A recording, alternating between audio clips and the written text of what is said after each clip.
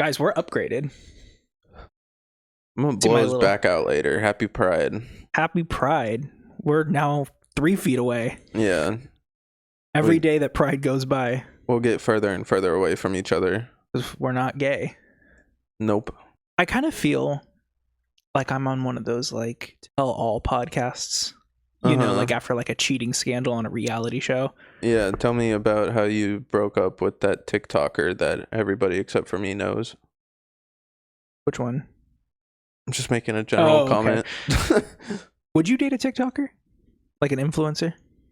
Do I know they are an influencer type person when I met them? Yeah. I mean, I guess it depends. Because if they're just like a normal person, then fine. But if it's just one of those people that are like doing the dances and shit, like that kind of content just doesn't appeal to me. Well, I don't think you should date someone that you're a fan of. Like if you're going to date a celebrity, you should probably date someone that you don't listen to. That's fair. Because then it's like you can never listen to them again when you break up. Yeah. Like I personally would never date someone like Troye Sivan or Shawn Mendes, even though I would. Just because it's like I listen to them. Mm-hmm. And it's like I'm already kind of too in. It feels parasocial. Yeah. I'm trying to think if there are any people that I actively listen to or consume that I would date. I don't think so. It just, I don't know. I feel like. Would you date a porn star? Yeah, I got no problem with that. You do sex work, that's fine. I don't care. Just, wash out the other guy's nut before I get in there. I would just want a free subscription. Free subscription? What if you start dating an OnlyFans model and then she's like, you gotta pay? I can see it in person for free. What if she charges you the monthly rate to date her? To date her? Yeah. That's just long-term prostitution. God forbid someone get a bag. I'm not paying to date anybody. That's ridiculous. I'm not a fucking pay pig. That's literally the story of Anora. Of who? Anora, the movie that won Best Picture last year. Oh, I think that was the answer on we've been doing the like New York Times puzzles before bed, and they got some free like big crosswords on there. You're a day behind if you're doing it before bed. We do it before midnight. It resets at midnight. No, they take them off at 5 p.m. So today at 5 p.m. the Sunday one will be posted. Oh, I don't care. I'm a day ahead then if they're posting them at 5 p.m. and we're doing them before bed. You should do the Apple ones. The Apple ones are categorically, because there's a lot of sounds. They'll be like the onomatopoeia for frying something. What the fuck is it? Just yeah, you have to like spell out a sound. What the fuck? Yeah. Yeah, I have no idea what that movie is, but it was an answer on the crossword puzzle. I know that much. It was about a girl who's a stripper, and she kind of gets paid to date a Russian guy. But he's like a 20-year-old Russian and also like already hot, so she's kind of like into it. And then his parents find out, and his parents are Russian mobsters. Wait, so who's paying her to date him if not his parents? He is. Oh. So why do his parents have a problem with it? Because they're like high up in like the Russian oligarchy. Okay. And she's like just a stripper from Queens. Oh, so it's her position they have a problem with, not him paying her. Well, he's kind of like a wild child, and they don't like tell their kid no. Like that's kind of part of the problem. Mm-hmm. But yeah, it's more so like she's dirty, quote unquote. No wrong with a little dirt, a little funk under the nails. That's not exactly what they were going for, but yeah.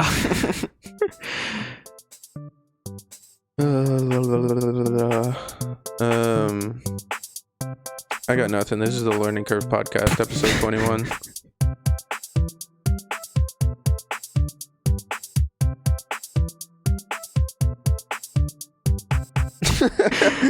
Good transition. I was going to say you could pay to subscribe to us. Coming soon. Yeah. Hopefully. That could work. Or maybe you'll get OnlyFans content. I was about to say, we need to break into a new market. You know how some people record podcasts and like upload them on Pornhub? Yeah. We should do that. Well, people do OnlyFans all the time, and then they'll be like, my exclusive content on OnlyFans, and then you subscribe to it, and it's just like them like working out. Yeah. Like they're fully clothed. Like they're wearing sweats and a long sleeve shirt. Fucking gatekeeping the gains. Yeah. So did you see my post about us streaming on Thursday? No. What'd you say? I posted it, just a selfie of me, because that generates views and likes on Nazi.com. And it said Trump and Elon are fighting, and then it was a bunch of like sad emojis. But I didn't know, because your Twitter handle isn't Shrink3Dink, so I didn't want to like put your full government handle. What is it? Is it just my name still? I think it's... Is that the one I haven't changed? It's because I hardly... my Twitter is Shrink3Dink. Oh, it wouldn't let me find it. Okay, so it wasn't giving it to me. Oh. Which is why I was like, okay, well, I already have the tweet up. I'm not going to like cancel out and like go find it. So I just put like your Twitch username. So I put like me and Shrink3Dink are streaming and we might kiss. And then it was the bit like surprised emoji. And then a bunch of people tuned in and we didn't kiss. And it just ended up being queer baiting during Pride Month. That's exactly what we got to start doing. Well, that's why I have my armpits out. Go like this. Just stretch real quick. Stretch. Yeah. Oh.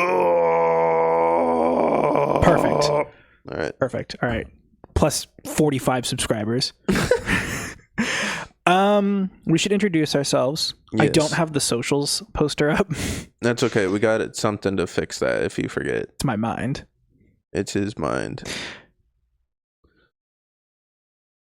You go first. Oh. I'm a certified queer baiter. You're just my name is certified queer? No. I'm a queer baiter. It's all you just haven't taken the test? It's all, you know how like gay celebrities will have beards? I have an anti-beard. I don't want people knowing I'm straight. I'm doing it for the clout. That's fair. I'm literally Brockhampton. This is a gays only event filled with straight people. If you're watching on YouTube, by the way, you could see my little toes. Yeah. This is a fucking fetish filled episode. We got pits, we got feet, we got queer baiting. I'm Bodhi, aka Shrinky Dink, aka Kevin Abstract's teeth before they got fixed. Crooked? Yeah. I don't like perfect teeth. I hate when a celebrity has veneers. You look like Mr. Potato Head. The only person that can pull it off, Steve Harvey. Yeah, he's got good teeth, but I think it's just his massive mustache. Well, he looks like Mr. Potato Head. That's why he could pull it off. But that's true, yeah. Like, who was it? There was someone. Oh, The Weeknd in his new movie that I need to watch. That's apparently really bad. Yeah, I've heard it's fucking dog shit. I mean, it's The Weeknd. He can't act. I'd love Abel if you're listening. love the music. Keep it up. Even though this was your last album, but does he also have a he's a TV show residency at some casino in Vegas? No, he's touring right now. Oh, okay. Yeah, I saw a clip of him and Playboy Cardi like on stage doing a song they have together. They're on tour together. Yeah, and The Weeknd was trying to get Cardi to sing or like say any of his lyrics, because when he hops on stage, he just does all his ad libs. And I'm like, I love rap concerts. Like, what are they for? Well, the ones that I've been to, they perform their fucking songs. But every clip of a Playboy Cardi concert I've seen, he's just on stage ad-libbing, not doing any of the lyrics. It's like not uncommon for celebrities to be like completely zooted during their concerts, so I wouldn't be shocked if he was either drunk or high. I mean, I feel like you would perform better if you were drunk or high. Unless you're... Well, I mean, if you look at Lil Peep, you know who Lil Peep is? Fuck. He's from like the SoundCloud era emo rap. Isn't he dead? Yeah, he died. Rest in peace. But him and X, right? Him and X both died. Pop Smoke died. Yeah. Not at the same time though, and different reasons. Well, I think X and Pop Smoke died the same way. But take all of Lil Peep's pain and give it to Tekashi 6ix9ine. there's a video of Peep on stage, and he is like actively overdosing while he's on stage. And so he's just like kind of, he like turned away from the crowd. He's all like mumbling and shit, and he's like barely singing any of his lyrics, but it's kind of fit with the song that he was doing at the same time, because it was like a slower, more like sad song. And then like the next song comes on and he like beats the overdose, and then he just puts on like one of the best fucking shows of all time. I don't know if you saw this. So Kendrick Lamar and SZA are on tour right now, and they were in LA, and SZA during her set brought out Justin Bieber. For whatever reason, I thought Kendrick and SZA didn't like each other.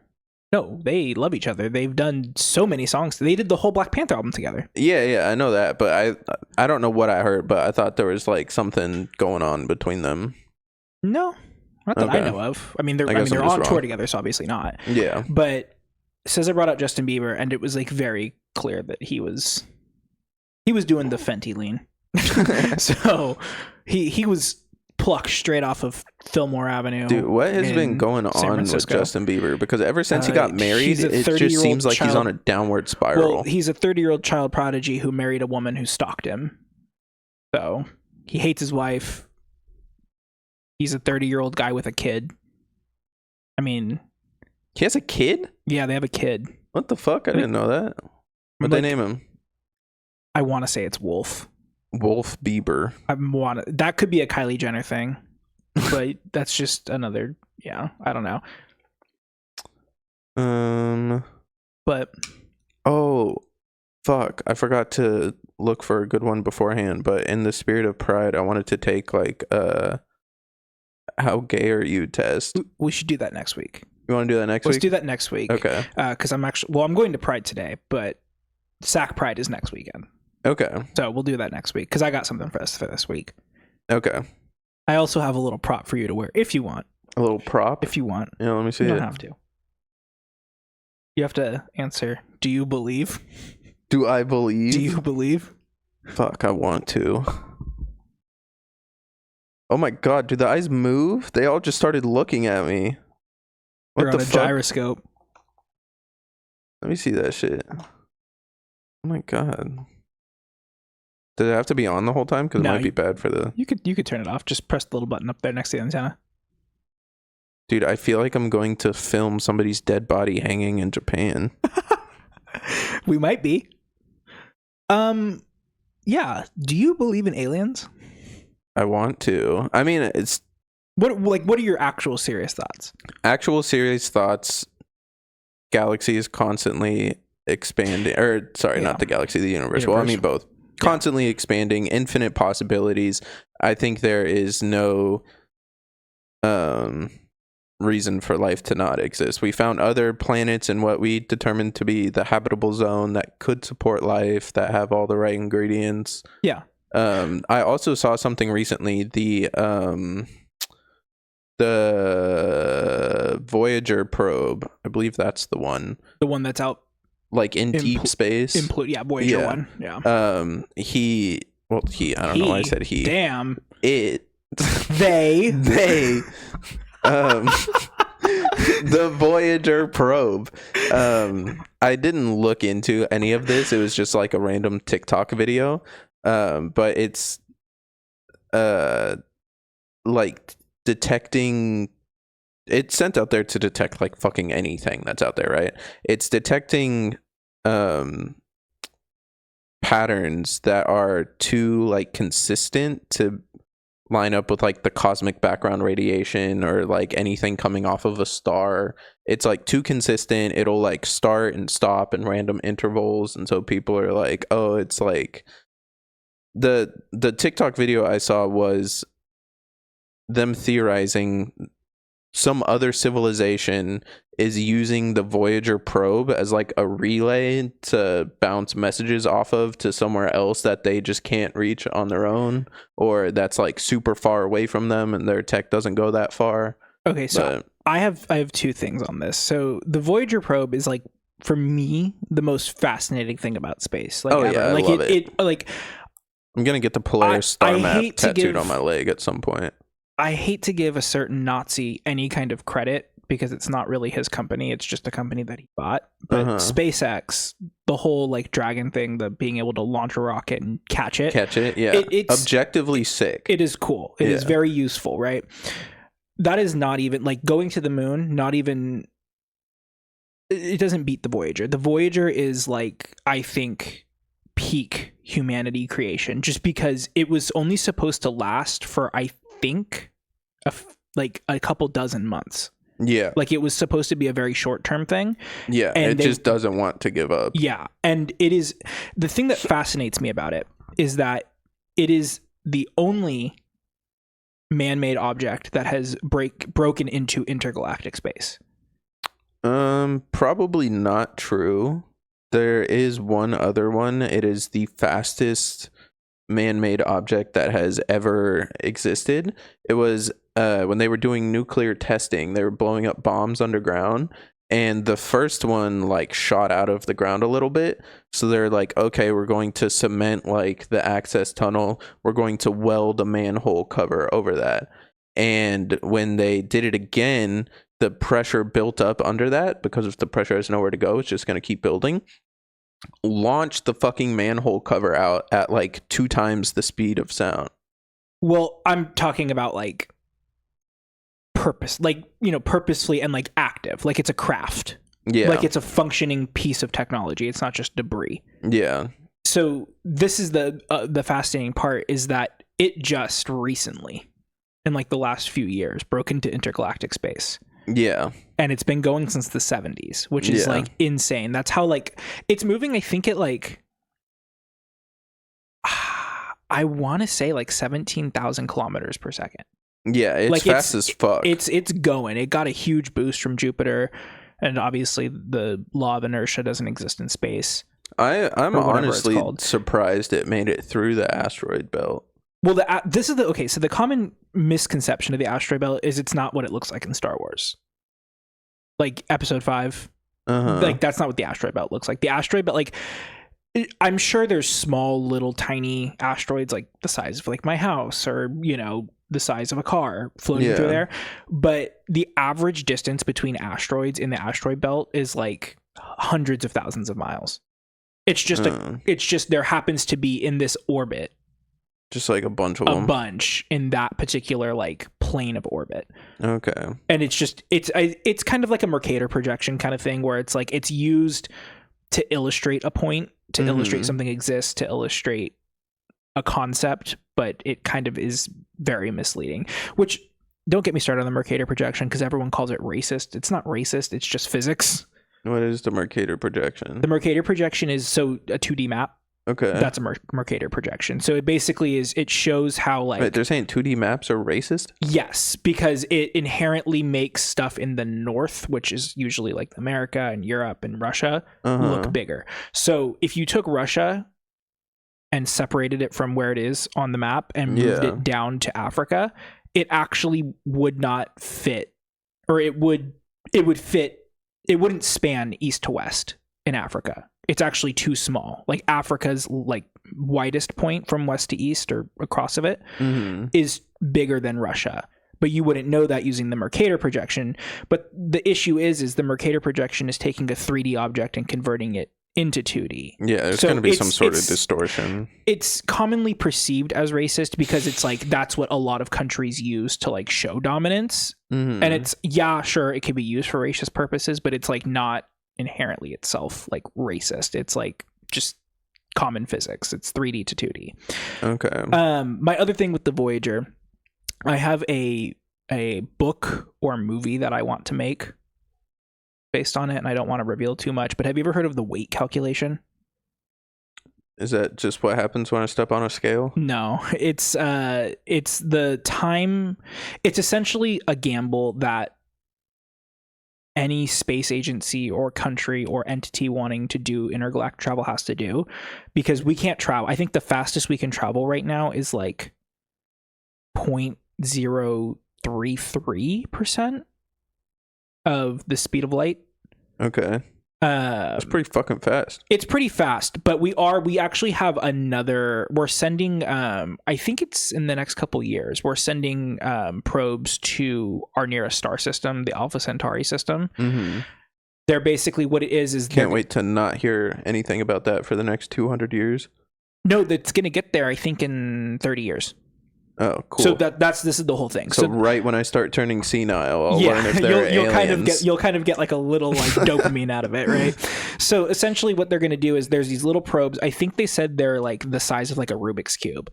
Okay. But they're going to launch like thousands of them. And when they get out, they're going to open up sails. The probes, the drones will open up solar sails, which will catch solar winds, but also the Earth, we will be beaming lasers onto them. And the lasers are the special type of lasers, and then the sails are a special type of sails that catch the lasers. Yeah. And the lasers act as a solid object pushing it. And so it will propel them up to, I think, 3% the speed of light. Okay. And so they'll be able to get there pretty fast. Alpha Centauri's, I think, is only like 4 light years away. So they're going to get there pretty fast. The only problem is that they're going to get there in 30 years, and then we're not going to get the data back for 4 years because the transmission is going to be 4 light years. Yeah. But I have the weight calculation is this thing where it basically is like, we need to figure out what is the optimal time to just pull the trigger to do interplanetary travel. Because it's kind of one of those like hypothetical situations that people ponder. So it's essentially, imagine we get to a point where we can travel 50% the speed of light, and we say, okay, we're going to go to Alpha Centauri system, and that's 2 years away, or that's 4 years away. So if we're traveling 50% the speed of light, that's 8 years. 8 years of travel, yeah. Right. Let's say we can't do the Alpha Centauri system, so we have to go somewhere that's 40 years away, right? So if it's 40 years away, it's going to take 80 years to get there. You need a generation ship, which means you need to have embryos on the ship, and then the embryos need to be implanted in people who are willing to be impregnated, and then they need to give birth, and then they're going to live. They're like, people are going to have to live and die on this generation ship. In that 80 years that they're traveling, we might have a breakthrough technology that gets us to the full speed of light, or to wormholes, to build wormholes. And so they might get there after 80 years, and we've already been there for 20, and set up everything, and they just wasted their entire lives. Why don't we just go to them and pick them up and be like, hey, this ship's faster, hop in, and then because they would already be traveling. So ships don't just slow down in space. Yeah. Like I know the inertia thing, but the way that they slow down isn't like they just don't fire like retro rockets to stop. They have to like go into like a counter orbit around a planet. Like they have to use gravity. So we can't just pick them up because they have nothing to stop them. They're on like a predetermined course. But I mean, if they can do it in The Martian, I feel like we can figure it out. The Martian is interesting. I'll say that to say the least. But yeah, I have this idea of one more thing about the weight calculation though. If I'm spending 80 years on a ship and then I get to the planet and there's a fucking 7-Eleven, I'm going to be so much more hyped than if I get to the planet and it's just fucking nothing. Yeah. Well, so the idea for the movie I had is that the Voyager 1 eventually ends up at a planet several tens of thousands of years in the future. Okay. But because of the weight calculation, we've already been there, but it's so far in the distant future. It's like it's kind of like a dystopia kind of idea. Okay. Where there's like oppression going on this planet, and basically like so many generations have passed that the authoritarians in charge are aware of the history, but they are actively like misleading the masses to believe that they are essentially like gods. And then the satellite gets captured in orbit around this planet, and like, you know, everyday people kind of uncover because you know the Voyager 1 has a record on it, right? Yeah. They uncover the record, and then they kind of realize that they were not created on this planet. They were created on Earth, or like their ancestors were created on Earth, and they are like the descendants of the human race, and not created by their rulers. This is just One Piece. Is it? I hate to tell you. Yeah. I've never seen One Piece, so there's a period in One Piece called the Void Century, where it's just like 100 years that are just missing from history, and out of this missing century comes the celestial dragons, which are vaulted up as these like god-like people. If you like even look at them, you're subject to execution. And then like the world government is the world government. It's like trying to get rid of all the pirates and shit, but the Straw Hat crew, Nico Robin on the Straw Hat crew, can read these things called poneglyphs, and they're essentially not telling the story of the Void Century, but pointing in the direction of where they can go to find stuff that they want to find, like the One Piece and like the history of what happened during the Void Century. There's a bunch of like rumors and theories. I'm not all the way caught up on it, but there's a bunch of like talk about what happened during the Void Century. Well, I'll say this. I drew inspiration from Foundation, obviously, because it's like the root of all science fiction, but also V for Vendetta. Oh, God, I love V for Vendetta. It's such a good movie. Yeah. Just kind of the whole, like, how bald Natalie Portman. They lied about... Fucking palm her head like a basketball. But yeah, just like how they, like, lied about, like, all the strife in America and are, like, actively, like, shielding the citizens from the outside world. So all this to say, I assembled some alien abduction stories to tell you. Oh, let's fucking go. I love these. You ever... Oh my God, there was a movie I watched as a kid. It ends with like some found footage, quote unquote, of like a UFO over somebody's house, like abducting them. It's like an alien horror movie. I forget what it's called, but that kind of fucked me up as a kid. Yeah. So I spent a lot of time researching these. I didn't do like, we're not doing a whole like how we did with like L. Ron Hubbard and what's his name, Lee. Mm-hmm. Lee, I'm just gonna call him Lee from Falun Gong. These are like just kind of brief things. I have 10 of them, I think. Mm-hmm. Maybe 9. I have 9 of them. So some of them are a little bit longer, some of them are a little bit shorter, but these are kind of like wacky ones that are like, oh, okay. Because personally, I'm kind of the same boat that like I don't think it's feasible that the universe has been around for 13.8 billion years. Yeah. And we are one galaxy amongst trillions, and there is just absolutely no other, like we are the only life. I think the movie I was talking about is The Fourth Kind. The Fourth Kind. Yeah. Okay. It's probably a really popular movie. Probably. I'm going to look it up on Letterboxd, and it's going to be like the first movie that reached 5 million watched on Letterboxd. No, but yeah, so I don't think it's feasible that we live in a universe that is as big as it is. And we're the only things there. Only things here. I mean, there are like we've already confirmed alien life because we've already detected like microbes on other planets. Yeah, but I'm talking not like sentient, intelligent life. I would say sentient more than intelligent. Yeah, because intelligent is so subjective.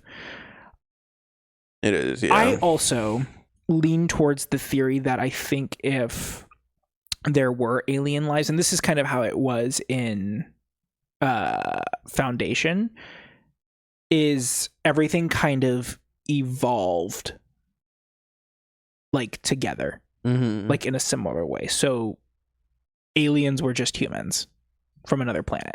Yeah, like they just weren't from Earth. They looked very like everything evolved very similarly. Yeah, just slightly different to meet that, habitat of that planet. But like, Total Recall 3 titty lady. Yeah, there was no like, oh, I come from a planet where it's purely magma, so I'm resistant to magma. Like it was like if there was a planet made of magma, there just was no life on it. Yeah, it had to be a sweet spot planet, and because it was a sweet spot planet with air, oxygen, water, carbon, similar to Earth, just everything evolved the exact same. Animals looked a little bit different, but like there's like a point in Foundation where they go to another planet and they're like, oh, this is very similar to like whatever planet, and there's like a raccoon looking creature, and they were like, one of the characters was like, this looks like a raccoon, like it's so similar. That's my belief, is that I don't believe that they're not out there. My other belief is that I don't think we've made contact with them, or that they have made contact with us, because we have about 400 billion things staring at the sky. Mm-hmm. The only counter argument I have to that is that we don't, I guess, definitively know that there is no life on planets in our own solar system, because we don't even know how many planets there are in our own solar system. There might be a 9th planet out there that we don't know about. Mm-hmm. The math supports it. We just have never seen it. But if somehow an alien race was able to get here, their technology would be leaps and bounds ahead of ours, obviously. So it wouldn't shock me if like they were able to somehow disguise, cloak, whatever you want to call it, themselves. But I don't think. Yeah. I don't think that they've been here. There's a few theories about alien life. It's either the aliens evolved because we're on like a 3-dimensional plane. Oh, the Chris Nolan thing where they're like they're 5D creatures. Yeah, they're like 4 or 5-dimensional beings, and we just can't fucking see them. We can't like detect them or any sort of thing. There's the extinction theory, which everything else in the universe has just died out through one way or another. And we're the last. Yeah. And then there's, I don't remember what it's called, but it's whatever is out there is at the same stage that we are at. And so nothing is like advanced, like we're not the smartest, but we're not the dumbest. Everything is just like kind of equal across the plane. There's like an old copy pasta post from Tumblr, Twitter, Facebook that's just kind of goes around every now and again, and it's like there's 2 possibilities in the universe. Either we're not alone or we are alone, and both are equally as terrifying. I'm actually not terrified of other aliens or of other like I think it would be fucking sick. I think we look at it from a purely human standpoint of them coming here and just being like, stick them like up. Mars attacks type shit. Yeah, that's like literally just a human thing. Like, I think if aliens came here and saw what was going on here, they would literally be like, these people can't fucking govern themselves. Like, why would we attack them? Like, we don't need to attack them. We can simply just show up and cause political chaos. Like, they would be smart enough at that point to understand that. Yeah, I think they would also be afraid of us if they pulled up and they saw us and they're just like, if we go down there, like, look at what they think of people that look like them. Yeah. Not being allowed to exist in the same space in one way or another. If we go down there looking slightly purple, we're just going to get fucking executed. Interestingly enough, one of these stories has alien racism in it.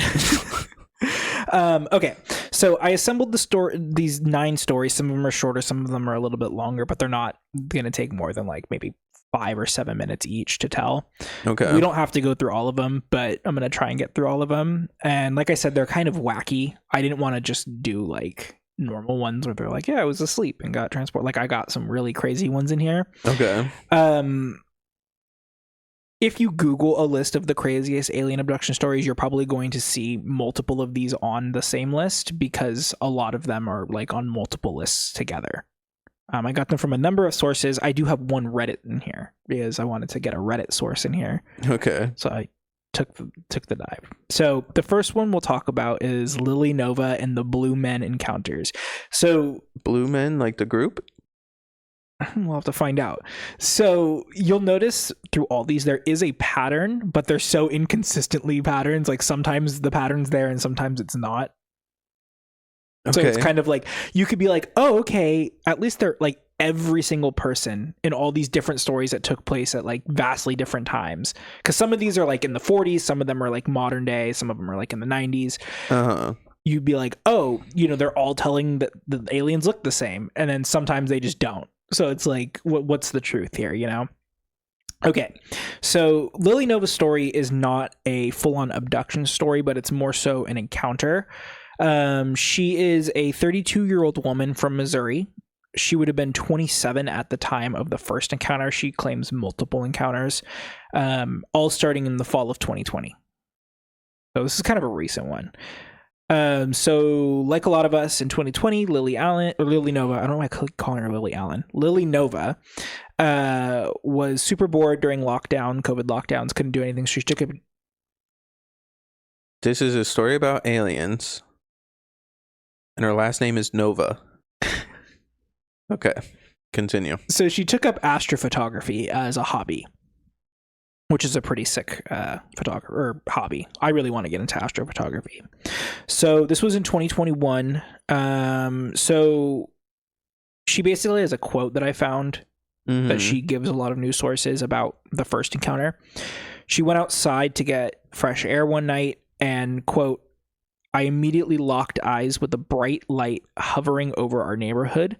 I started investigating and realized it was a UFO. Now, one of the things that pisses me off about alien stories is that people just say UFO like to mean aliens, but a UFO just means it is an object flying through the sky that you cannot, like, if it's a fucking banana that is like flying through the sky because someone catapulted it and you can't look up and say, oh, it's a banana, it just kind of looks like a blob. That's a UFO. I mean, if I saw a banana floating in the air above me, I would also probably think it was aliens. Well, no, for sure. But just for like a fucking through line, like if you look up and you can't tell that something's a plane or like a helicopter or a paraglider and you're just not sure what it is, like when you look up and you see like a star blinking and you're like, that could be a satellite or a plane, that's a UFO. You don't know what that is. That's an unidentified flying object. Like, that's exactly what it means. Have you seen the like footage that the U.S. military released of like one of the F-15 pilots? It's in here. We have a couple of mentions of those in here. Okay. So seconds later, after I looked away briefly, and when I looked back, there was a second craft that appeared much closer. I could actually see the triangular shape of the craft. The UFOs did some impressive maneuvers to show me that it wasn't a regular aircraft before they disappeared above me. So they were like, God damn, this bitch, I fuck with her. We gotta show her. Oh my this God. Random girl from Missouri, Chapel Roan. No, that is exactly what I would do if I was an alien. I would pull up in my fucking ship. I'd do like a backflip, just seeing some random person in a field. I'd be like, hey, alien brother, watch this. And then like fucking 360 my shit and then leave. Yeah. And then so turn to him and be like, they're never going to believe her. Again, they would understand that humans are stupid and just fuck with us. Like, fuck with us. Okay. So according to Nova, they noticed her noticing them, essentially. And they eventually came back and decided to reveal themselves. They were like, this is the chosen one. Just girl from Missouri. Yeah, she kind of chill. They got cool barbecue out in Kansas City, Missouri. Fuck it up. She described them as having light blue skin, no hair, and they were very beautiful. They all wore tight gray suits, and she also described some of the aliens as having blonde hair and glowing skin with bright blue eyes. So Hitler aliens. I was about to say maybe there's something to it. So in these encounters, because again, she claims multiple encounters. She claims that the aliens showed her telepathically. So this is actually like one thing I didn't know. A lot of people that are abducted by aliens say that they communicate telepathically, not verbally, or not like with like a mouth. It's all like, you know, fucking Professor X. So she claims that they communicated with her telepathically what they wanted to show her rather than something in reality. So essentially they understood that like, quote unquote, the truth was too much to handle. So they showed her stuff that she could handle. So this is the only one. I'm going to have you actually put these up in the video. I have pictures because there's one specifically that for sure needs to go up. You can put the other two up, but I'm going to show you these pictures. So she took pictures of the crafts. Okay. So this is the first picture. Let me see that. This is just a fucking peregrine falcon. It looks like a bird. Yeah. But a renowned astrophotographer Lily Nova. Renowned astrophotographer, fucking shit bird photographer. This is the second picture at night. Yeah, that's just a Boeing. It's just a fucking light. Okay. Now, Lily was kind enough to draw these aliens for us. Oh, thank God. Because I know it's really hard to picture blue men in a gray suit and some of them with blonde hair and blue eyes. So nope, I can do that. It looks like her. She just drew a self-portrait. What the fuck?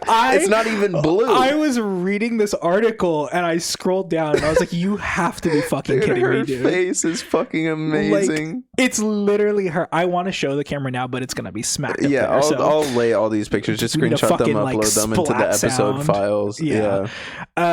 So that's Lily Nova's story. That's her encounter. So what it's truthful or not?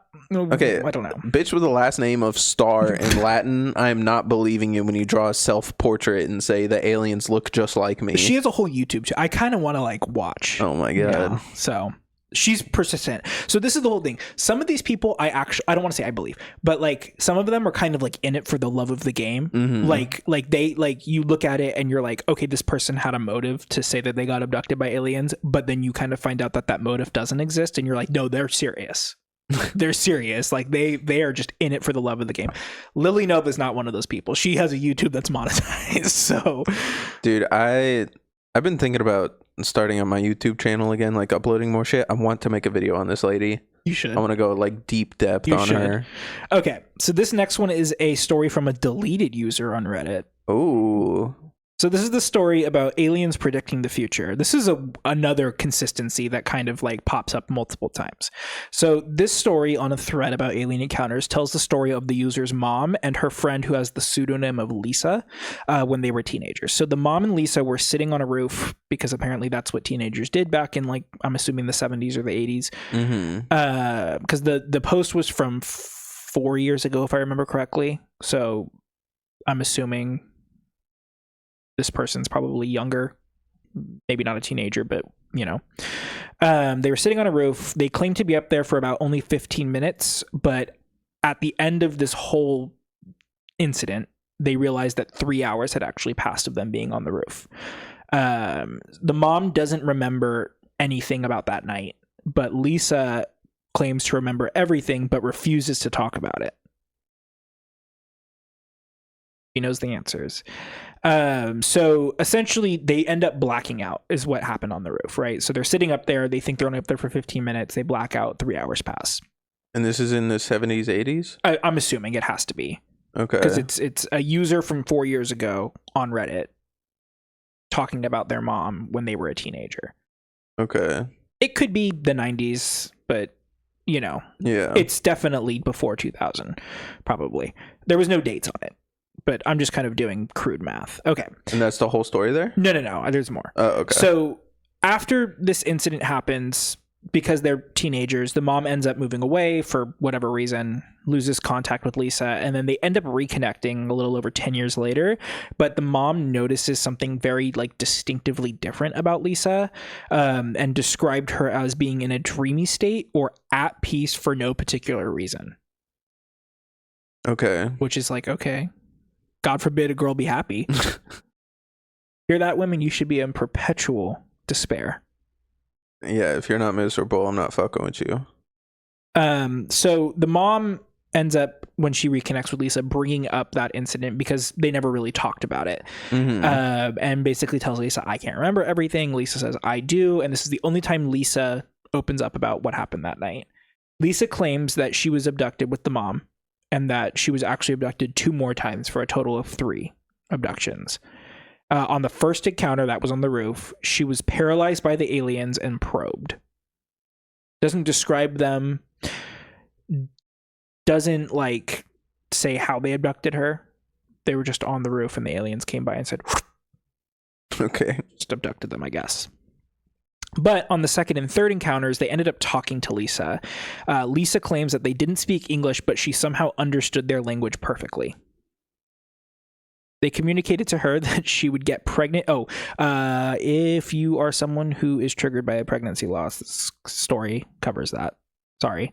So the aliens told her that she would get pregnant in a specific year and that it would be a stillborn and that she would never be able to have kids again.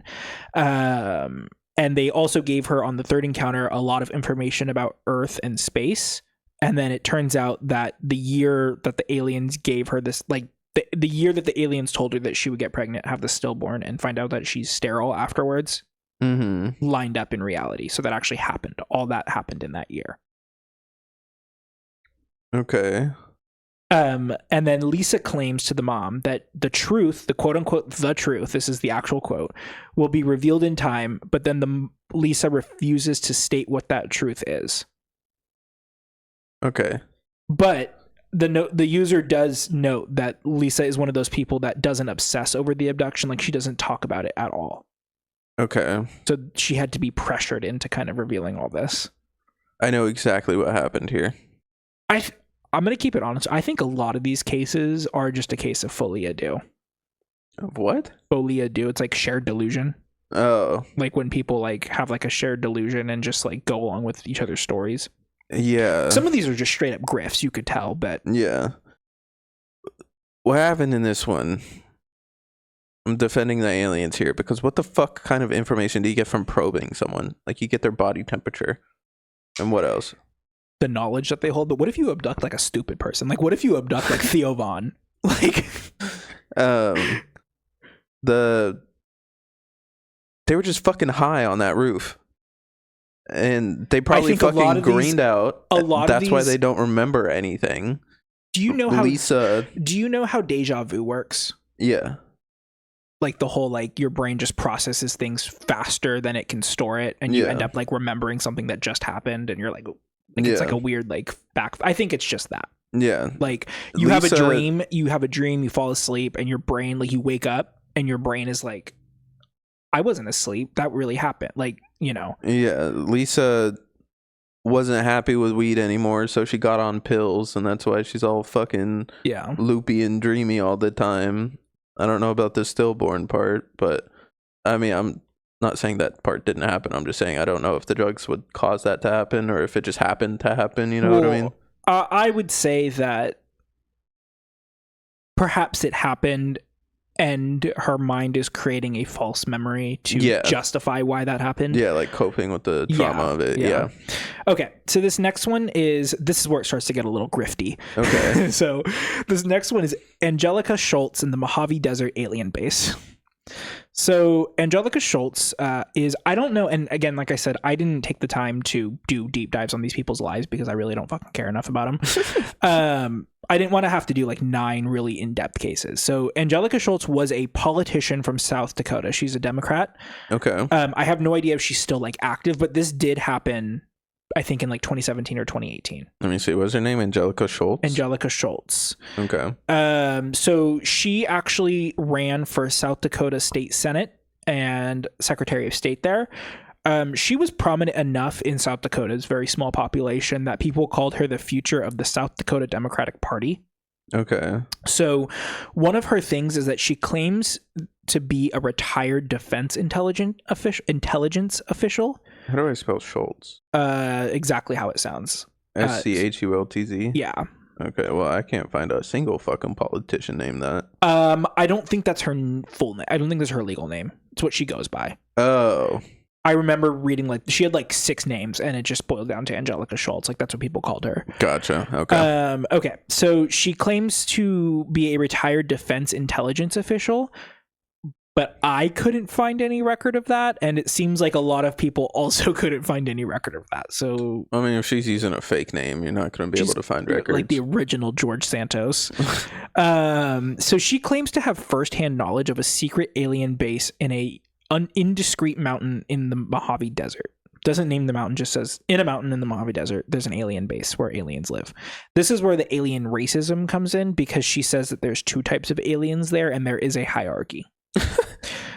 So I don't know if it's like 2 different planets coming together to maximize each other's joint slay, or if it's like one race and it's like a caste system and they evolve. I don't know.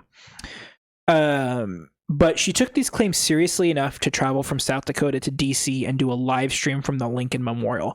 Why no one ever heard of this, I don't know. But the whole live stream is on the internet to watch. It's over an hour long.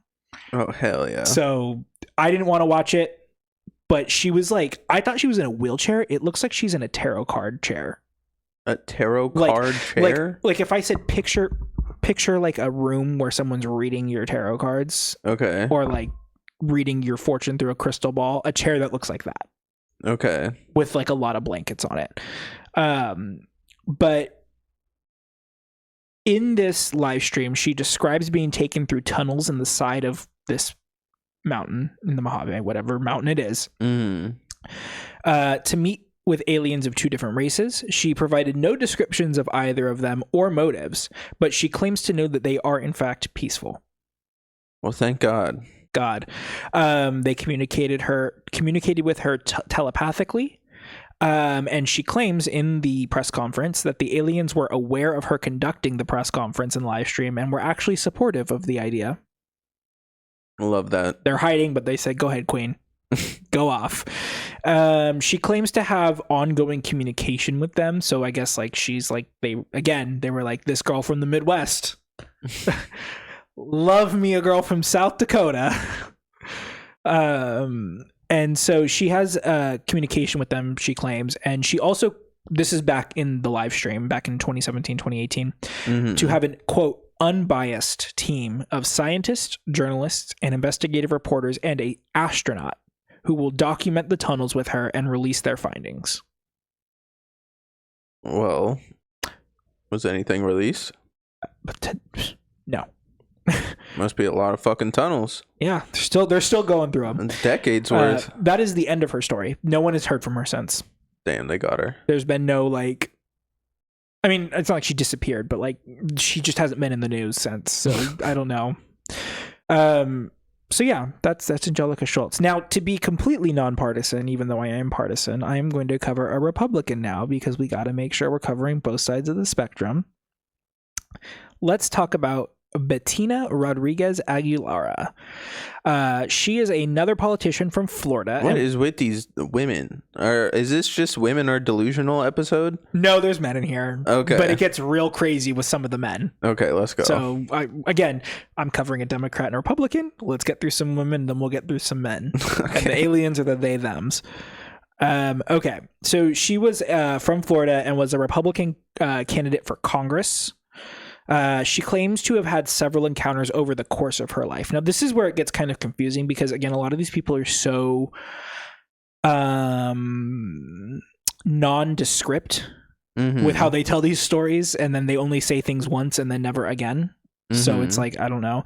So she claims when she was 7 years old, her parents told her to go outside. And she doesn't explain whether or not they saw the aliens and told her to go outside and like put her in danger, or if like it was like a go outside and play kind of situation. But nonetheless, 7 years old, her parents tell her to go outside the house, and she goes outside and she ends up seeing a round spaceship where she boards willingly and saw round seats and aliens. I don't know why there was only seats in this spacecraft, but well, I mean, where else are you gonna sit? They got more labor standards than an Amazon factory, so I don't know. She described them to be tall, full-figured, and blonde. Again, I don't understand. Did she also draw a picture? No. Damn it. They wore robes and they spoke telepathically. Of course, as aliens do. Everybody knows that. And she claimed that they gave her some bits of information. This is a quote from her. Quote, I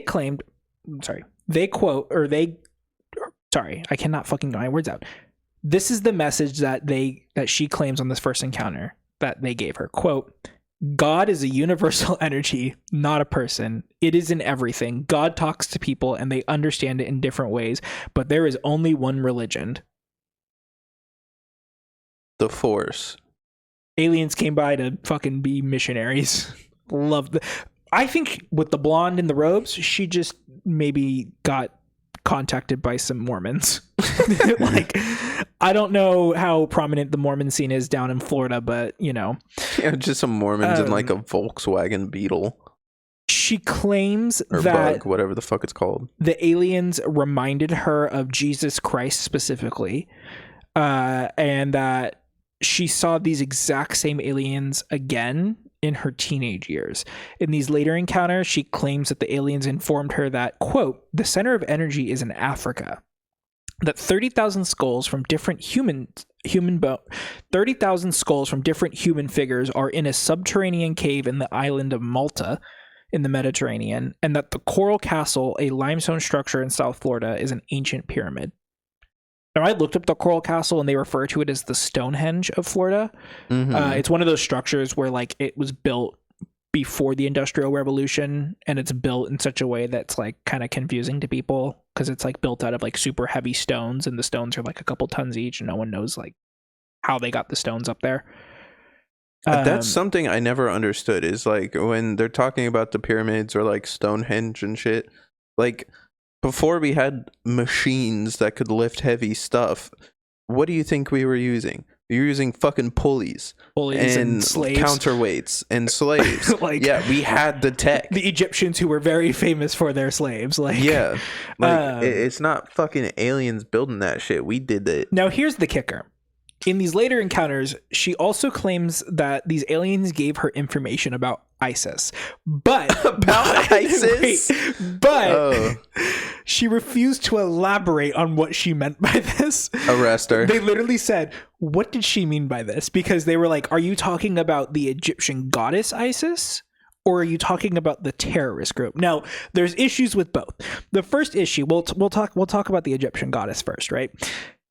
If Jesus Christ and God are the only, like, Christianity, the only religion, ISIS, the Egyptian goddess, would be a null point. It wouldn't exist. So that doesn't make any sense as to why they would just come down and be like, let's talk about the Egyptians. This is 6th grade history. And the other problem here is that when these encounters would have happened back in her teenage years, ISIS wouldn't have been a thing, like the terrorist group. It wasn't a thing. So either they were predicting the future and she knew about 9/11 and she didn't say anything, or Christianity is not the only religion, but she's claiming it is, and these aliens are for some reason trying to, like, whitewash history from another planet on a planet where Jesus Christ, a human being, is from. Interesting. And the aliens said, I mean, I know they looked like Jesus and that there's only one religion type shit. She said they were blonde. She said they looked like Jesus, no? No, they reminded her of Jesus. Like they were like, don't forget about Jesus Christ. Like they like told her about Jesus. Yes. Okay. Not like they like looked like him. No. Gotcha. She described them as blonde. Jesus is not blonde. Even in the white description. Yeah. Okay. So that's her. That's her weird terrorist-filled encounter of aliens. DOD. The 9/11 aliens. Get this lady. Yeah. Take a look into this. Send DHS to take a look into this. Okay, this next one, we're going overseas, so we're going to break out of America. Finally. This one is called the A70 incident. So this one I actually have a little bit more information on because there's a lot more documentation on it. So the A70 incident took place on August 27th, 1992. Falun Gong reference. We got a lot of aliens going on at the time of Falun Gong being founded. It happened around 11 p.m. Gary Wood, an ambulance tech, and his friend Colin Wright were driving along Route A70 from Edinburgh to a small village called Tarberax. This is all in the UK. I looked up the route. It said it was going to take an hour, but the article said it was a 30-minute drive. But I also looked it up yesterday when it would have been rush hour over there. So it does look like a pretty remote, like Edinburgh's a pretty big city. And it kind of just looks like it would be like driving from like Sacramento to like, I don't know, fucking like Amador County. Okay. Like it's a pretty, like, you know, you're going from a high population to nothing. Yeah. They were delivering a satellite system. And again, the article didn't elaborate on what the satellite system was to a friend. I'm assuming that because it was back in the 90s, it's like a dish, like a you know, TV dish. As they were passing Harperig Reservoir, they spotted what they quoted to be a two-tiered disked object hovering about 20 feet over the road that they were on. The object startled Wood so much that he sped up to drive under it and go get away from it in a fit of fear. Wait. It scared him. And so he was like, let me drive underneath this scary thing. Yeah. Okay, cool. As they're passing under it, Wood was able to testify that it was for sure not a plane or a helicopter. I would imagine it's not a plane considering it didn't crash into them. But who knows? At this point, they testified that the object emitted a silver shimmering mist, and then both of the men claimed that everything went totally dark. And after a few seconds, they regained sight on the road. So, like, imagine you're driving, like a blanket hits your windshield, everything goes dark, you can't see. Yeah. And then, like, for a few seconds, and then all of a sudden they could see again. They sped to their friend's house, finished the journey. They got out, frantically banged on the guy's door because this is in the 90s, so no cell phones. And the friend was actually kind of irritated with them because he said they were 90 minutes late compared to their original estimated time of arrival, because it was only supposed to be a 30-minute drive. So I'm assuming that they called him beforehand and were like, hey, we're on our way. So he was expecting them within like 30 minutes, but they were 90 minutes late. So 2 hours now they've been on the road. And neither could remember anything from that time lapse from when things went black. After this night, Wood was haunted by strange dreams and persistent migraines that got so bad that he actually sought medical attention for. He got a CAT scan and nothing was found to be wrong, and no doctors could figure out why he was getting migraines. Both he and Wright couldn't remember anything from that night, and so they turned to a hypnotist named Helen Walters, who is a, quote, qualified hypnotherapist and psychic. Don't know if they had to be licensed or whatever over in the UK, but she's qualified. During a session, Wood was very distraught. Walters describes Wood as being super distraught, but Wright was very calm. After several sessions, they pieced the following story together. The car was stopped after the mist had hit them, and some 3 small entities descended down from that craft and opened the car doors and led them up a ramp into that same craft that they saw above the road. And Wright was placed in a room with a singular curved chair, stripped naked, and sat in the chair and had a medical examination conducted on him. Wood had the same exact thing done to him, except he was led to a separate room that had a medical table as opposed to a chair, and also had an exam done on it. Both claimed that they have scars on their body that were not present at the time of or before the incident. And it actually got so like big in the news that they ended up going on like a talk show and took a lie detector test like live on TV. Famously accurate. Well, and they passed. So I don't know, but the British government actually took their complaints so seriously that they investigated it, and they actually ended up declassifying a bunch of documents regarding the case, and basically just said, well, we don't know. Have the British ever heard of carbon monoxide poisoning? Because there's some other like mass hysteria type incident where some lake was like emitting a bunch of like sulfur and carbon monoxide, and there was a city nearby. It's in Africa. Yeah, and it like made everyone think there were like monsters attacking their town or some shit. I remember reading about this. Yeah.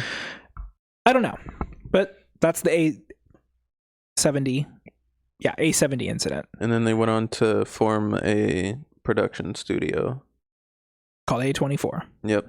They had to take 36 off of it. The naming conventions of roads in the UK makes no sense. It's all just like random shit.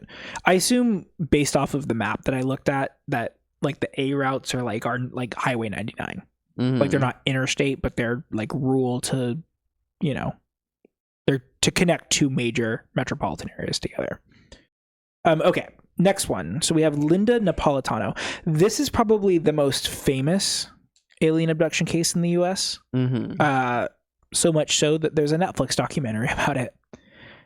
And she's currently suing Netflix over that documentary. Hell yeah. So this one has a lot of documentation. So Linda Napolitano is a homemaker and a New York City resident. She claims that on November 30th, 1989, 3 non-human beings appeared in her bedroom while she was sleeping and, quote, beamed her out of her 12-story floor apartment and into a spacecraft that was hovering above New York City that just no one else happened to see. Just like the busiest city in the world. There were witnesses to this. Oh. This is what sets it apart. It's controversial because a lot of people try to discredit her story. My bad. And her response to that is, quote, if I was hallucinating, then the witnesses saw my hallucination, and that sounds crazier than the whole abduction phenomenon. Where were the witnesses? We're going to talk about that. So the case was originally covered in a book article kind of thingy by a ufologist. Okay. UFOologist, sorry. Definitely a real job. Named Buddy Hopkins. However, there are credible reports that she was in contact with him about an alleged abduction 13 years prior. So the idea here is that she was already kind of the mindset that you could get abducted and that like abduction was a thing and yada, yada, yada. And he's a UFOologist. So essentially he just pushed a story at the right time and the algorithm caught on back in the day. Gotcha. The news caught on. So that's kind of the implication there. On a trip, so basically the story from 13 years prior is that she went on a trip to the Catskill Mountains, which is in upstate New York. And there, Napolitano claims to have woken up with a nosebleed after a dream where 3 small gray men took her out of her bed and onto a spaceship. So this is a dream that she had. That 3 small gray men took her out of her bed and onto a spaceship where they inserted a small metallic device in her nose. So she thought this was a dream, but after waking up with that nosebleed, she noticed a lump in her nose. Okay. And so she actually sought medical attention for this because she kind of became one of those they put a chip in me people. Yeah. And the doctor actually found no medical device there or any kind of like foreign object, but he cited that there was a buildup of cartridge in the spot that she was complaining about, suggesting that something foreign had been in there. A buildup of what? Cartilage. Okay. So none of the 13 witnesses in this case, so now jumping forward to the one in New York City, none of the 13 witnesses have ever been publicly identified, but 2 of them have been partially identified, if that makes sense. Okay. To be bodyguards to former Secretary General of the United Nations, Javier Perez de Celular. Okay, what is the... Because this lady is claiming 12-story apartment took her out of the apartment. Right. Were those people also in like the same apartment building, or they where were were across they the street time? at a hotel, like guarding the hotel, because that's where the UN Secretary General was. And so the thing is that these 2 guys have never been identified, and they only communicate with Napolitano through letters. Yeah, I don't believe any of these witnesses are real. And she just had a dream. Because I've had dreams that are like pretty real and pretty intense feeling. And I'll wake up with like cuts or something on me and I'm bleeding. Because I'm like, there was a dream I had where I was like fighting somebody and he popped me in the mouth. And then I woke up and my lip was bleeding. Probably because you bit it. Yeah, I just bit my lip. Yeah. Like, so if her nose was bleeding and there's like cartilage from some foreign object, she was probably just trying to like, I don't know, for whatever reason, she just shoved her finger in her nose while she was sleeping and then scratched the inside of it or some shit. Yeah. So like, after this whole like speculation of this being fake started to come out, Carol Rainey, who was the ex-wife of that ufologist Hopkins. Okay. So at the time they were married when this whole thing went down. She was originally supportive of that narrative that she did get abducted. She, was like, okay. But she eventually came to question it. She said that Napolitano was seemingly essentially putting on a show for Hopkins, mimicking people who had previously been hypnotized and essentially telling Hopkins what he wanted to hear, so that he would write that she got abducted, like essentially being like, oh, I'm depressed, looking up symptoms of depression, and then going to your therapist and faking it, My culture is not your costume. Yeah. And so Netflix ended up covering this in a documentary. I kind of want to watch it, but Napolitano didn't like the narrative that it spun because it kind of essentially, from my understanding, covers all sides of it. Like, this is if she did get abducted, this is kind of the skepticism behind it. And she's currently suing them. There's no resolution to the lawsuit, and there's no resolution to if she did or did not get abducted, obviously, to this day. We'll never know. Never know. But yeah, that's like one of the most famous ones because it was like witnesses. Mm-hmm. Okay, the next one, this is kind of the one that jump-started the whole abduction craze in the United States. Okay. So this is kind of an oldie. So we got 3 more left. We can get through them pretty fast here. So this is the story of Barney and Betty Hill. Barney was a postal clerk who worked a night shift, and Betty was a social worker for the state. Both of them were exhausted just from their jobs and just stress, so they wanted to take a makeshift honeymoon in September of 1961. So they took a trip to the White Mountains in New Hampshire. On the last night of this trip that they took, they decided to get a late dinner at about 10 p.m. at a diner in Vermont. They ate and they got on the road, and they were trying to get home to their home in Portsmouth, I don't know, New Hampshire.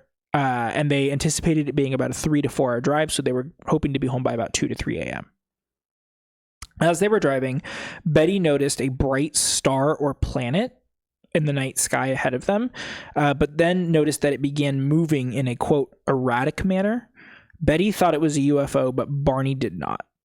Barney's driving, Betty's not, obviously. And so the object got closer to them, and Barney stops the car and draws out his gun to investigate. Gotta love Americans. I'm telling you, this is why aliens won't come here. You see them, and your immediate reaction is to grab the blicky. Pulling up on O-Block. I feel like if aliens pulled up on O-Block, they would be fine. You see what they do to ICE agents in LA. Like, imagine if aliens pulled up. Yeah, if aliens pull up to, like, Folsom, they're dead. Yeah. They pull up to O-Block, they're fine. Placerville/Hangtown. Yeah. Okay. So he pulls out his gun to investigate. He saw the object more clear and described it as a pancake-like, this is a quote, pancake-like disc, glowing with brilliant white light. And he described it as being about the size of a jet. What type of jet? I don't know. Are we talking an F-35? Are we talking a B-52? Who knows? Barney began to flee back to his car to try and get him and Betty away from this object, but they were both hit with an intense feeling of drowsiness and both fell unconscious. The next thing they got trank darted like a lion. Yeah. The next thing they knew, they were pulling into their driveway around dawn and could not recall anything that had happened after encountering this object. Dude, it must be so cool to see an alien, because you can just like, oh, I saw an alien. What happened? Don't remember, but you gotta believe me. So Betty was convinced that they had encountered a UFO, and actually called the Air Force to report it. Called the Air Force? Yeah. Where the fuck you get the number for the Air Force? 1-800 Air Force. Oh, my bad. I don't know. That's made up. Let me call it and see what happens. She probably got a text. Hey, do you want to talk about recruitment? Back in the 60s. She got a telegram. Called the Air Force. That's crazy. Operator, connecting me to the fucking Air Force. There's an alien. It seems that Barney and Betty were really on different pages here, because Barney was not convinced that they had encountered a UFO. Even after getting knocked out, he was like, no.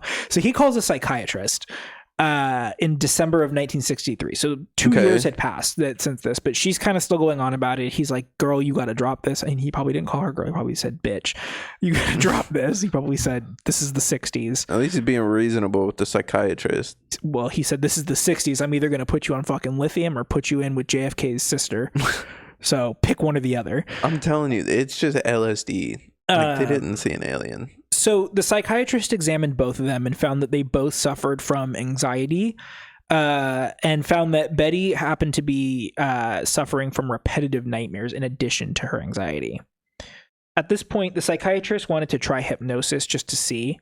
Hypnosis is a real thing, by the way, for anyone that's listening. It's more so suggestive, but it just allows people to relax and recall things that they might not be able to, like, consciously recall because of like a block in their mind, essentially. So it is real, but you can't, it's not like what you see in the movies. Yeah. So during this hypnosis, Barney actually ends up recalling creatures with slanted eyes taking them on board, and described that craft that I talked about earlier, and then describing how they conducted experiments on both of their naked bodies. The aliens or beings took samples of their hair, skin, and nails, and injected a 6-inch long needle into Betty's stomach. Betty, in her sessions, recalled speaking with the leader, specifically the leader of the aliens, and asked where they were, and the alien responded to her, quote, "If you don't know where you are, there wouldn't be any point in telling you where I am," end quote. are you? I am. Like, what does that mean? That's an actual quote. I made sure that's written down correctly. That's the quote. So Betty also allegedly, after these hypnosis sessions, drew a star map from memory, but the perspective was from a planet orbiting the star Zeta Reticuli. So essentially, she drew a map of the night sky from a different star system. What, she just put a bunch of dots on a piece of paper? Well, the map was found to be surprisingly accurate. Okay. So, because it would look different. It looks different. Yeah, I know, but there's so many fucking stars in the sky. I could throw down some dots on a piece of paper, and I'm sure you can find a celestial object that matches up with that. Yeah, I don't know. But this whole story actually spurred the Air Force to create Project Blue Book, which is what is used now. That's the thing that tells you the value of your car and if it's been in any accidents. That's all from it's like how the Michelin stars are from the tire company. Yeah. No, you know how Congress had the hearings about the declassified alien shit? Yeah. That's Project Blue Book. So it's the US government's arm to investigate UFO sightings, which is crazy because this was after Roswell. Yeah. So it's like, well, we figured out what happened there. We locked that shit down. We turned their little saucers into those things from the World Fair. I don't know. I was going to look up. Sorry, had to adjust. I was going to look up Roswell, but then I was like, nah, that's too cliche. Yeah. But I don't know what happened in Roswell. I know Roswell's in New Mexico, and so was the nuclear bomb. But yeah, so that's Betty and Barney Hill. Okay, we got two more. This is the one that kind of goes haywire with the men. This one I think you'll get a kick out of. Okay. This is the story of Kirsan Ilumjanov. Okay. So he is a former president of the World Chess Federation and and this is where I got confused, former president of the Russian Republic of Kalmyka. Okay. I assume by president of the Republic, they mean governor of a region. Probably. So I don't know. Putin, tap in. I know you're listening. He was also, weirdly enough, a former contender for the head of FIFA, because apparently when you think of soccer, you think of fucking chess players. I mean, they say chess is the soccer of the kitchen table. Of the board game universe. Yeah. So this event actually happened back in September of 1997. After a long day of work, of managing the entire world of chess, the entire world of soccer, and a small region in Russia. He was sitting at home in his Moscow flat when he heard his balcony door open and something calling him. And because this is in America, he did not grab a gun, but he did go to investigate. Outside on his balcony, he saw what he described as a, quote, semi-transparent pipe. So I assume this is a semi-transparent pipe. Yeah, so like a crack pipe? I assume that this is a tractor beam, but a solid tractor beam. Okay. So rather than a light beam, it's like a tube that you get abducted through. Because when he saw this tube, he got closer to the pipe and began levitating up. He boarded a ship where he encountered 3 aliens described to be wearing yellow spacesuits. Now, here's the issue. Aliens don't like the color yellow. Apparently, this is a scene from Back to the Future. I've never seen Back to the Future 1, 2, or 3, so I don't know. Back to the Future aliens in yellow suits? Yeah, the men in yellow suits. So that's one point of contention that this guy has with this story. But remember how I said that there are some people on here that are straight up grifting, and then some people who appear to be grifting but are just in it for the love of the game? Yeah. This guy's in it for the love of the game. Okay. So he boarded the ship where he encountered these 3 aliens. He claims that over the course of about an hour, these aliens took him into space and into the orbit of other star systems. He claims that these aliens told him and revealed to him that chess was originally introduced to humans by aliens in order to advance our civilization. Hell yeah. Just totally convenient that he's the head of chess, the president of the chess, and now he's the head of aliens. Yeah. while he was gone, he claims that at least 3 of his aides attempted to search for him, and they were not able to locate him over that course of the hour. And these aides actually attested that he was gone for an hour and they could not locate him, and that he just kind of spontaneously like reappeared. Okay. It wasn't like he just popped up out of nowhere, but was this guy married per chance? I could not find any record of that. Okay. So here's the controversy behind this, other than the fact that this was a scene from Back to the Future, apparently. Alumzhinov was at the time running for re-election to be the president of this region in Russia. And his opponents thought that this was just a ploy to kind of boost his political ratings. But the whole thing is that typically these things kind of kill your political career rather than help your political career. But nonetheless, he won re-election and continued to like harp on about this story. Okay. So he had nothing to lose after the election. Consistent. Yeah. So he was in it for the love of the game. The other thing that was kind of interesting about this is that his political career took no hits to this. And the other controversy is that he revealed in later interviews that he may have, quote, may have revealed Russian state secrets to the aliens. My brother in Christ, I think you got contacted by the CIA. That's hella funny. Mason. It was literally Mason. He's just a fucking CIA asset in Moscow, and the fucking CIA dressed up as aliens and met him in a dark alleyway somewhere, and then he divulged the secrets.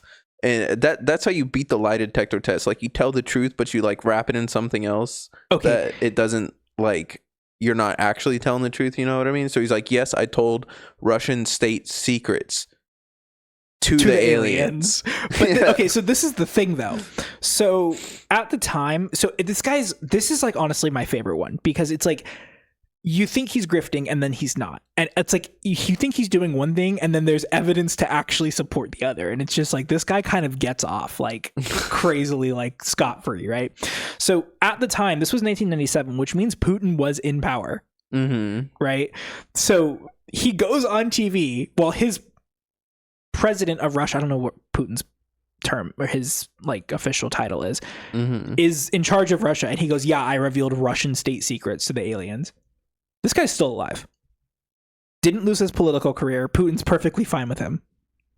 Hell yeah. So either Putin knows something, or also like just doesn't, but like maybe just believes that this guy's like a crackhead. Like, I don't know. Like, clearly it's not a problem for Putin. Yeah. So it's just interesting that he was like, yeah, I revealed Russian state secrets to these aliens in suits where I couldn't actually see their faces and determine that they were in fact aliens. And then Putin was like, that's fine. Cool. Okay, last one. This is the story of Frederick Valentich. This was kind of an interesting one. So this is an unsolved one. Ooh. They're all unsolved, but you'll see why it's unsolved. So Frederick Valentich was a pilot from Australia. This incident happened on October 21st, 1978, when he was 20 years old.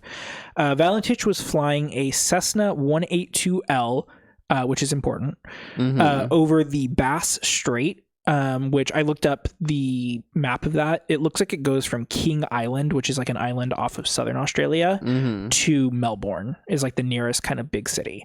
Okay. So Frederick, I don't know if he was flying from Melbourne to King Island or King Island to Melbourne.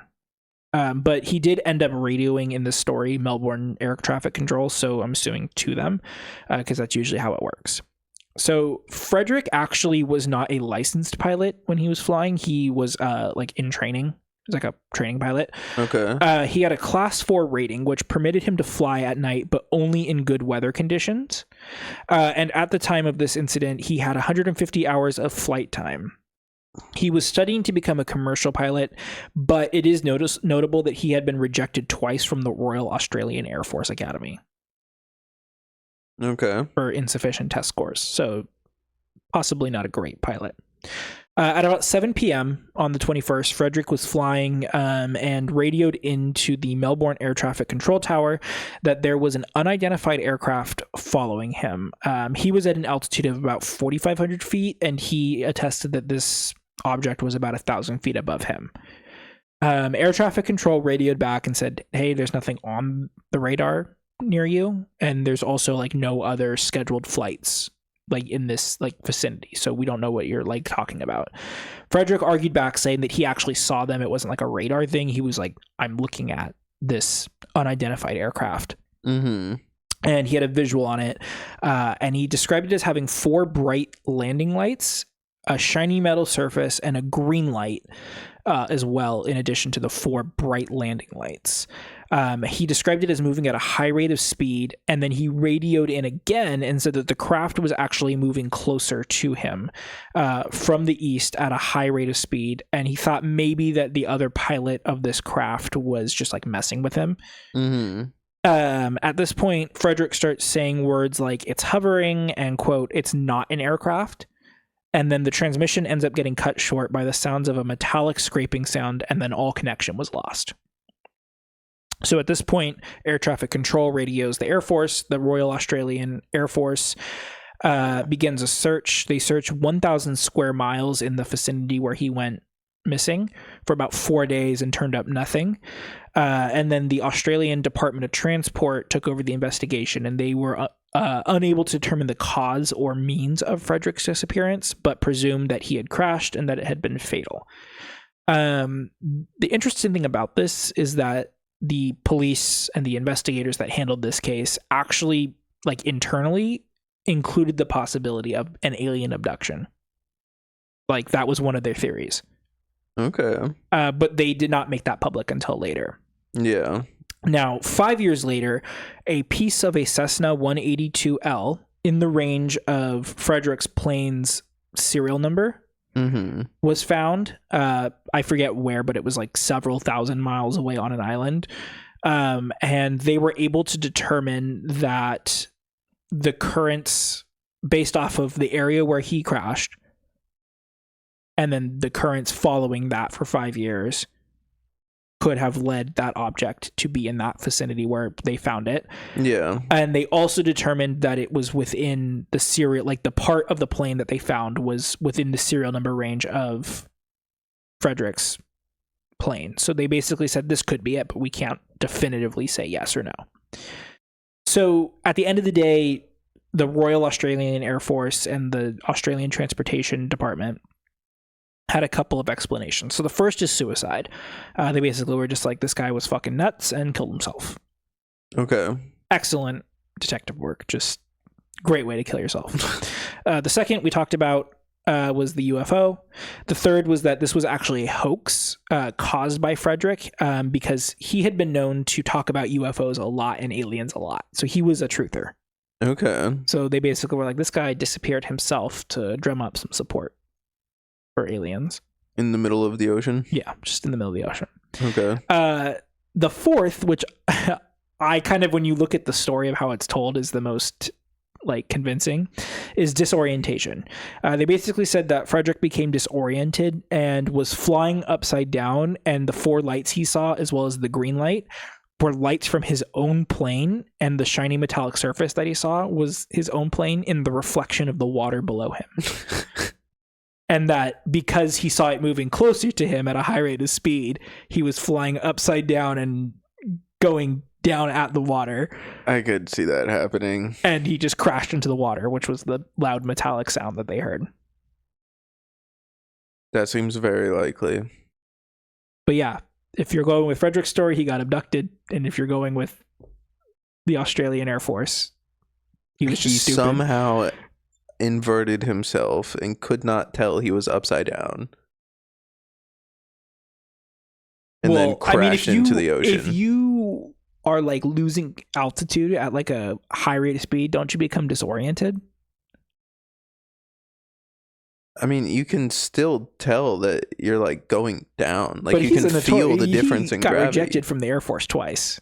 We're not dealing with the brightest bulb in the drawer here. But if your hair is like this, he's probably wearing one of those old fucking transnational, transatlantic, the little brown cap with the goggles, the one that Tom Cruise wears in the new Mission Impossible movie. Well, then the flaps on it would be like up here. No, because it goes under your chin. Oh, you think he had it tied? Yeah, I think he was taking all safety precautions. Just not flying the right way up. Insane. Yeah, he was just flying upside down. That's crazy. Do any of those stories convince you that aliens exist and are among us? Which one do you? Honestly, forgive me, Lisa Nova.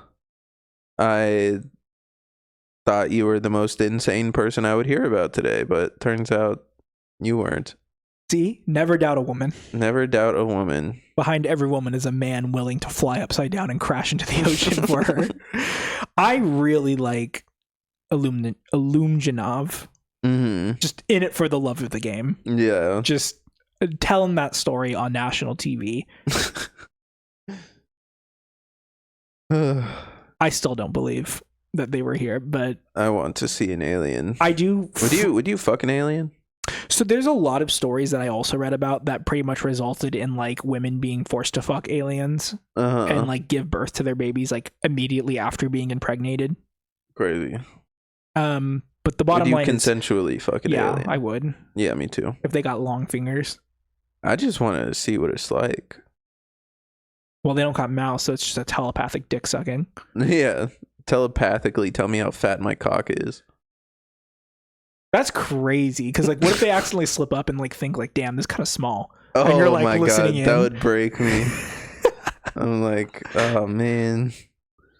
Or like, I'm not even good enough in alien or like terms. it's writing you, and they like slip up and like you hear their thought and they're like thinking of someone else.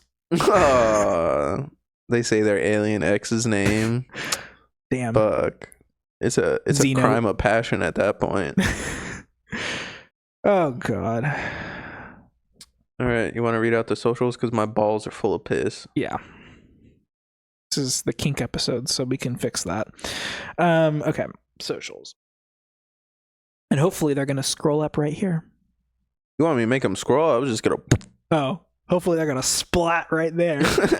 Okay. YouTube, we are Learning Curve Pod. Bluesky, we are learningcurvepod.bsky.social. Twitter, we are learncurvepod. Instagram, learningcurve.podcast. And TikTok, we are at Learning Curve Podcasts. Bodhi's Twitch is Shrink3Dink, and mine is Chef Cram _. Tell us, would you fuck an alien? When's the last time you took a piss? Would you become president of the World Chess Federation? Would you let me palm your bald head like Natalie Portman in V for Vendetta? Would you? Yeah. All right. Bye-bye. Have fun. See you later.